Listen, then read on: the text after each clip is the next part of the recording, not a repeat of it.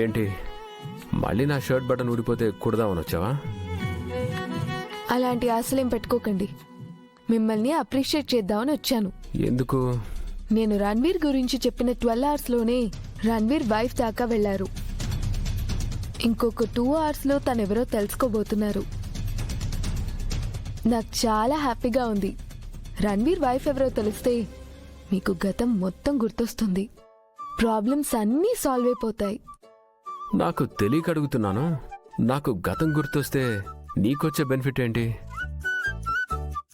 గతంలో మన మధ్య ఏమైనా జరిగిందా?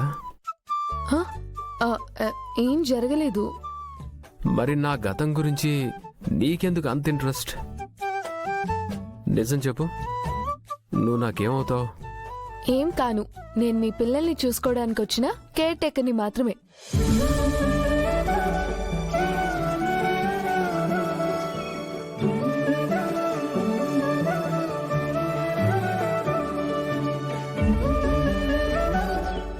ఏంటి సార్? నువ్వు ఇప్పటిదాకా పెళ్ళెందుకు చేసుకోలేదు? నచ్చినవాడు దొరకలేదు. నీకెటువంటి వాడు కావాలి? మీకెందుకు? ఊరికే చెప్పు. నువ్వు పెళ్లి చేసుకోబోయేవాడికి ఎలాంటి క్వాలిటీస్ ఉండాలి?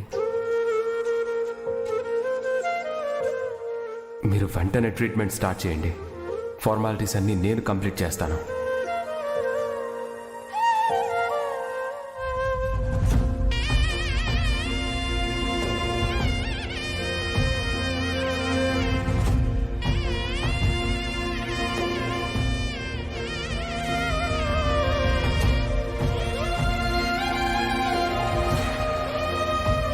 నా చిన్నప్పుడే మా అమ్మ చనిపోయింది.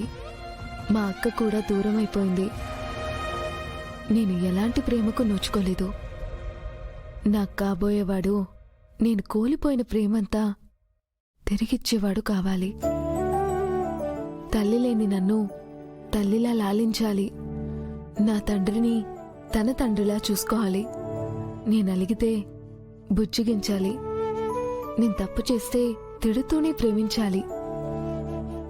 ముఖ్యంగా సొంత కుటుంబం గురించే కాకుండా సొసైటీ గురించి, దేశం గురించి కూడా ఆలోచించాలి.